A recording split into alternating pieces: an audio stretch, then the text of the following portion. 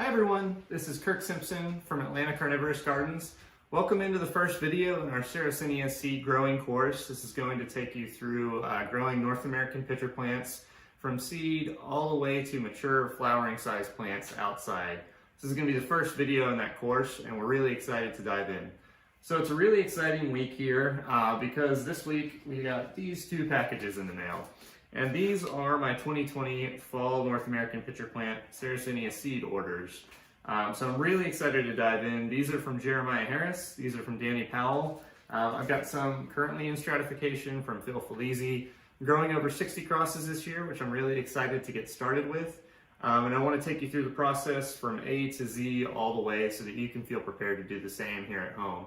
So this is going to be the first video in this course. It's going to go over how to order your seeds, some of my sources that I really like, why it's worth it to get really high quality stuff to start with, and where to look if you're looking for Sarracenia seeds. There are a lot of great sources. This is the time of year to buy them in the fall. And then B, how to stratify your seeds, which is the first step before you can actually sow and germinate your seeds and get started. Don't be intimidated by stratification. It sounds really big and scary, but it's a very simple, straightforward process. This is a process that I've used for over 10 years. It works great for me. It's very easy. It requires just a few household materials. It doesn't require anything fancy or special order that you need to get online. So this is what I use. I get about 90% germination with this, which I'm very happy with. There are a lot of other growers that might use different methods, but this is my easy stratification method. So I'm going to take you all the way through it, show you how I do it, and then we're going to take you all the way from starting these seeds in the fall of 2020 to when they move outside as mature plants. So thank you for watching. So the first thing we need to cover is the seed ordering process. So this time of year in October is the time of the year to look online for your seeds. This is when growers and breeders are harvesting all their seeds as those seed pods ripen right around this time of year, and they're selling the excess because a single pod can produce hundreds of seeds, which nobody has the room for.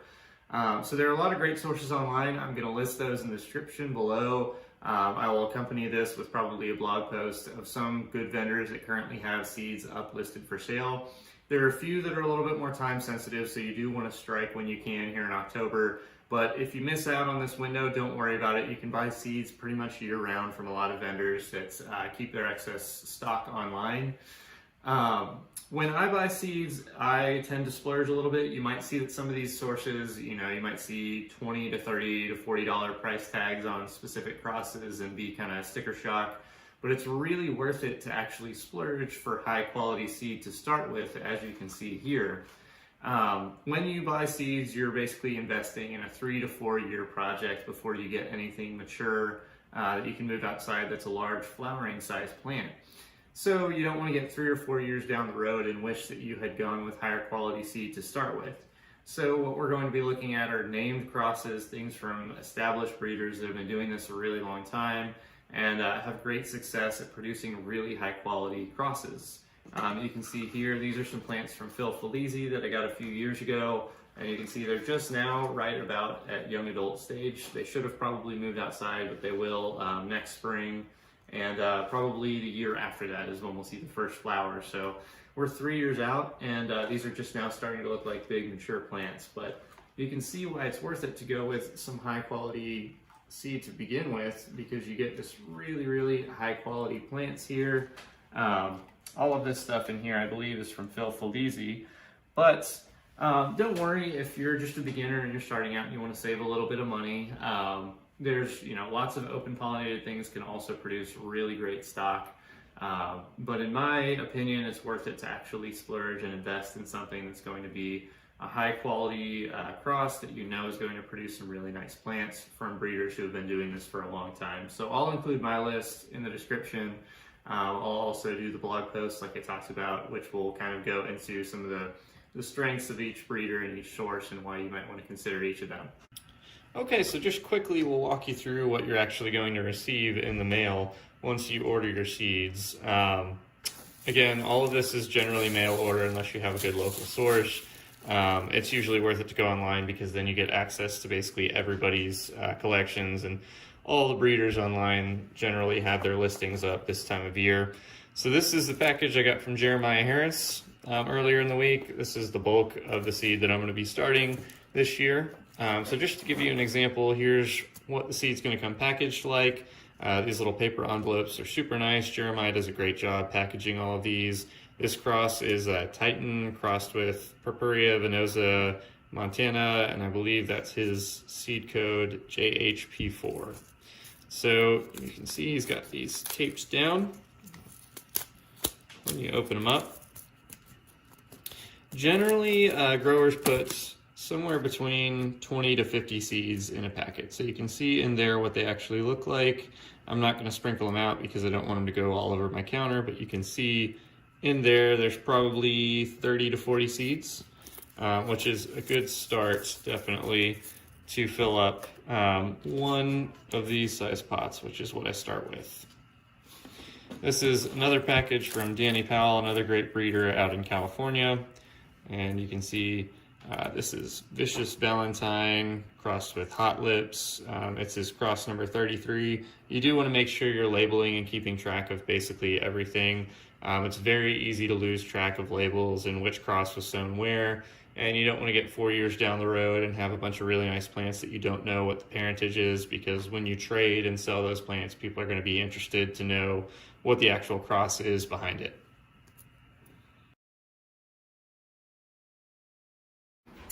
Okay, so now let's go over some of the materials that you are going to need when you begin stratifying your Sarracenia seed.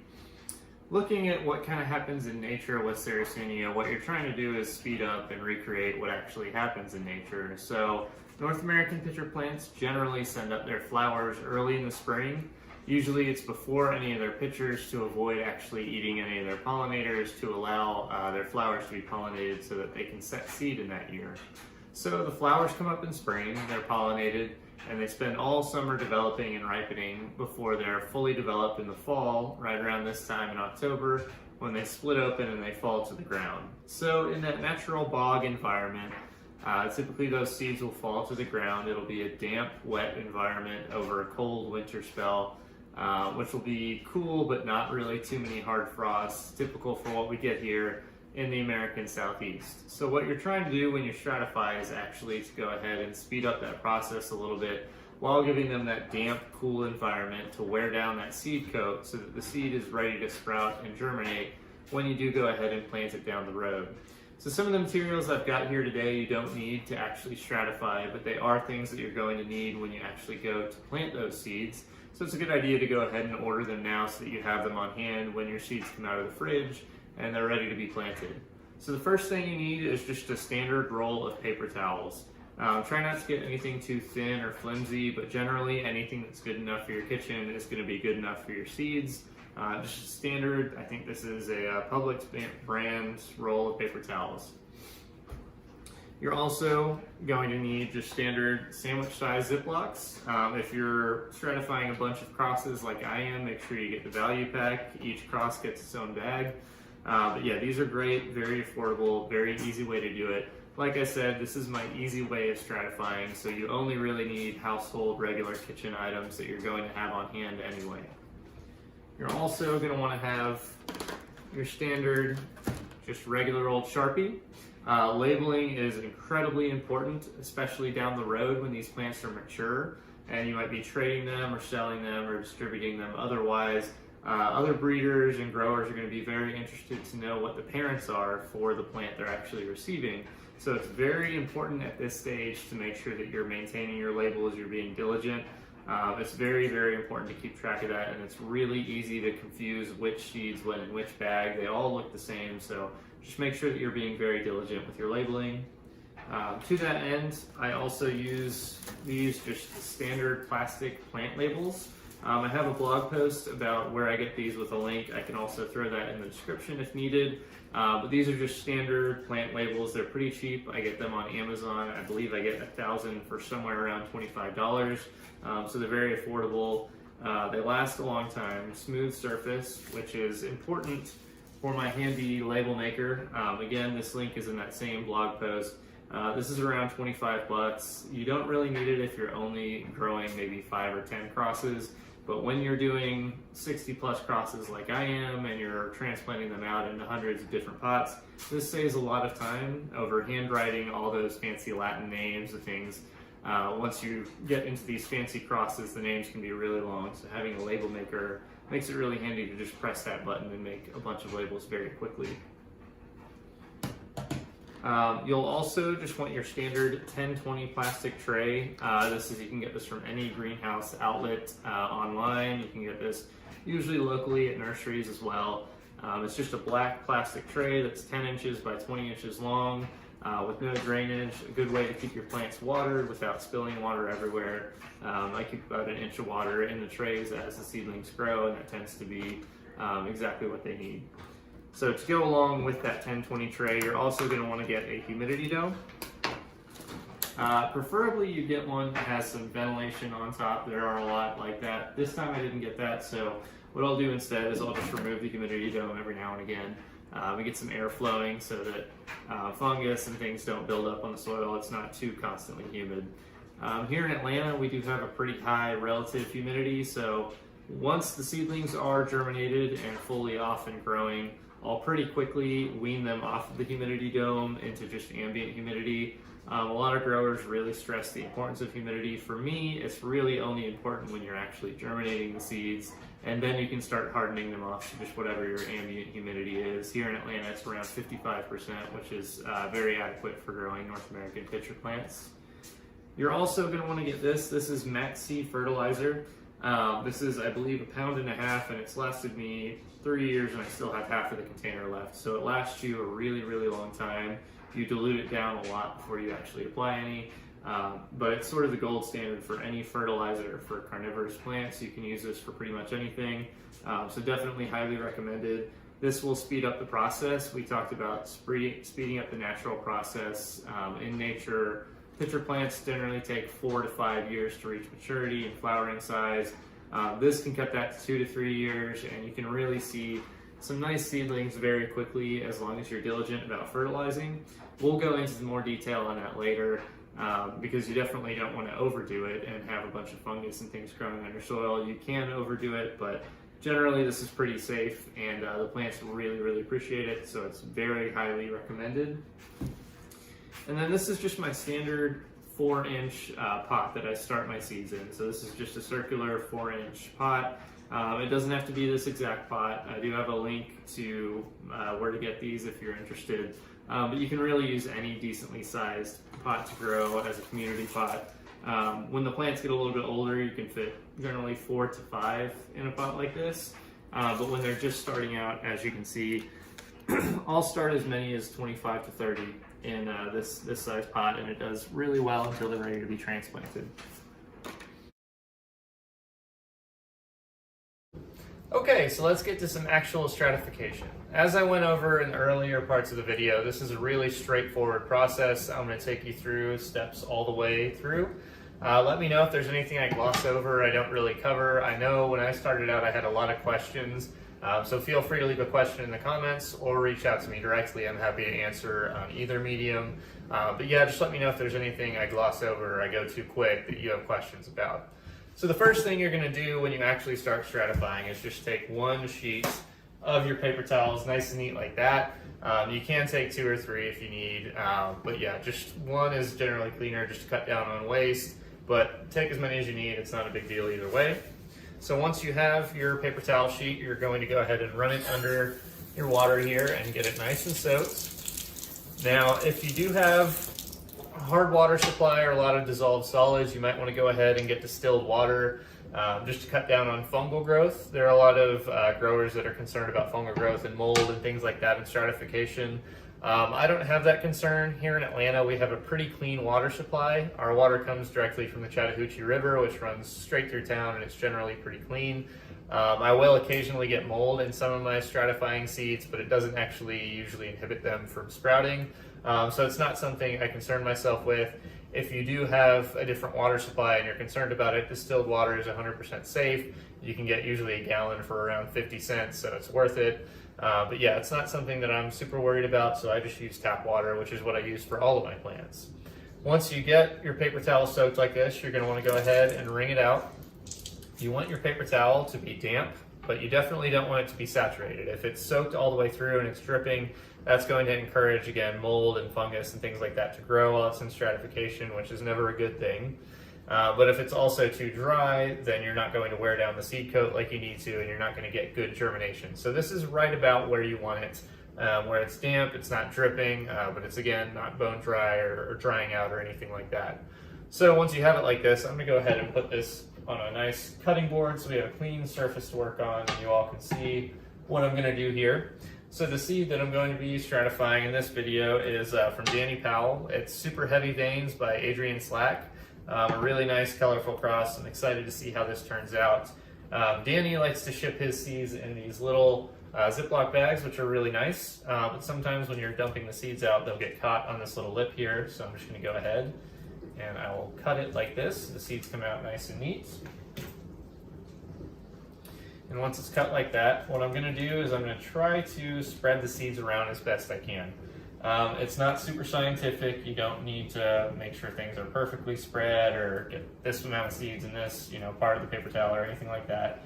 You're just trying to spread them out because you don't want them one on top of the other, generally. You want all the seeds to be in contact with the paper towel. And you also don't want to put all your seeds in the same area of the paper towel, because then if you do get mold or a fungus or something like that, then maybe all of your seeds could be compromised, whereas if you spread them out, you might actually be able to save some.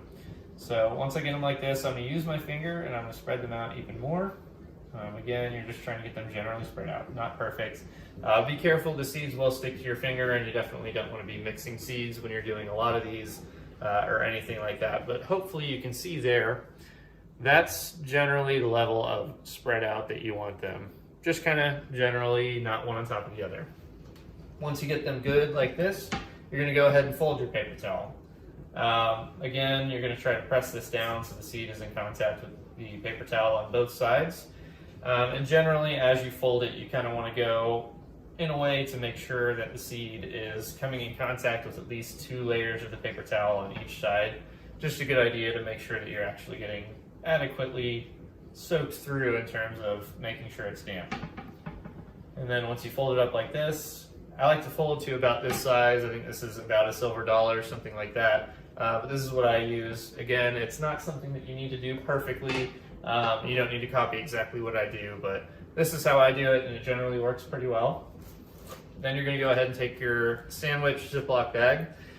These come sealed, so again, you want to limit as much air as you can from getting in here, because again, that encourages mold and fungus and things like that. So what I'll do is I'll open this from the middle, and I'll try to just barely open it wide enough where I can actually get the seeds in there with nothing else. Once you get the seeds in there, I have a pre-printed label. This is the naming convention that I use for my crosses. I'm doing obviously a lot of them, so I have a spreadsheet which keeps track of which cross is goes with which code, which I can share if you want to reference it. But I do this, and I'll put it in the bag here. Again, labeling is really important, so you want to have some kind of redundancy there. So I put a label here in the bag, and then I'll try and get all the air out that you can. Again, doesn't need to be perfect, just generally as much as you can. What I'll also do is you'll take your Sharpie here, and here I like to write out the actual cross right here on the Ziploc, so that you can keep track of it. It's really nice when you pull these out of stratification so you can glance and see which seeds are in which bag and know just from looking at them. And then I'll write today's date. So it's October 11th. And what I'll also do is I'll put a 6-week reminder in my phone, so I get an alert when it's 6 weeks from now, and I know, hey, that your seeds are ready to go out of stratification. Again, my life is pretty busy right now. Me and my wife just had a newborn baby, so I might not get to these exactly at 6 weeks, but if they sit in the fridge for a little bit, that's fine. The 6 weeks is just the threshold I use to know that, hey, your seeds are ready to go whenever you have the time. So I'll get that alert, but I can also look at my bags and see these went into stratification on October 11th. So at some point in November, I'll know, okay, it's been 6 weeks. These are ready to come out and start growing, and they'll be ready to go. Okay, so just to show you, this is actually what the crisper drawer in my fridge looks like. So you can see my seed stash in here. where I'm keeping everything. So just wanted to show you that. These stay organized in here until they're ready to come out. And then when they come out, I'll go ahead and show you that later down the road. And then I wanted to go ahead and show you what some of these seedlings are actually going to look like down the road, so you have something to look forward to while you're waiting 6 weeks for your seeds to come out of the fridge. So these seeds were started September 7th. It's now October 10th, so they're a little bit over a month old. You can see most of them have germinated and are just pushing their first pitcher. They don't look like much right now, but believe me, once you start fertilizing and transplanting, they'll start to look a lot more interesting. These over here were started in June, and they're ready for their first transplanting. I probably shouldn't have even let them go this long, but you can see they've all got 2 to 3 pitchers. They've probably got one decently long root down there once they start transplanting. And when you actually thin them out and start separating them, they'll go through their next big growth spurt. So to show you some plants that I grew last fall, these are some plants. I got seed from Phil Felizi last October around the same time. And this is what they look like right now. They've been transplanted, I believe, once for these crosses right here. And then I just did the second transplanting on these guys, and you can see they're already starting their next big growth spurt. So you can see this is when they start to look like little miniature North American pitcher plants, and you can start to get excited because you can see some of the differences in there. If you want to go a little bit further back, these ones are from 2 seasons ago, and they are overdue for transplanting. These actually were my runts, and then I transplanted them into these community pots here, and they started to actually show some promise. So they're going to get transplanted into their individual pots here soon. But yeah, 2-year seedlings should generally be a little bit further along than these, but you can see there's still some really nice ones in here. So I don't like to cull as aggressively as a lot of other breeders. I really don't do a lot of culling unless something is just an absolute runt, and I can tell right from the start that it's not going to be anything worth keeping. Moving over here, these are some Leucophila that are around the same age, about 2 years. You can see this one, the light is actually right there, so you can see that's when it switches from red to green. This is another Phil Felizi cross. That's a fresh pitcher. And then if you look, this is what they look like as they age. Everything here is super dark because it's under my intense LED lights. They won't be quite this colorful when they move outside. They will still. This is a good idea for what they'll look like in full sun. Maybe just a little bit less red and purpley underneath the LEDs. Again, they get great color, so they get really, really purple and dark. But it's not always indicative of what they'll look like outside in the sun. But you can see some really, really promising stuff here. And then these are, again, right around that same age. And you can see this is probably a year away from flowering size. But yeah, these are all really great seed that I started from Phil Felizi. He's, of course, a very established breeder that a lot of people are very fond of his crosses. And you can see why it's worth it to start from the highest quality right at the outset. And then, you know, in a few months it'll look like that. Next year they should be right around this size. Should start seeing which ones really show the most promise. And then in a year down the road, you'll start to get things like this that really look nice and are starting to show which ones are your nicest plants. All right, well, that's going to do it for us here today. I hope this video got you all the confidence you need to start stratifying and ordering your own seeds so you can start growing Sarracenia from here on. Once again, if there's anything I glossed over, I didn't cover in depth, or that you just have questions about, feel free to leave a comment and I'm happy to answer there. Or just reach out directly. I'm happy to answer basically any way that you can contact me. I hope you enjoyed this video. Let me know if you have any suggestions or things that you'd like to see me cover in the future, and I'm happy to do that as well. Thanks for watching again, and have a great day.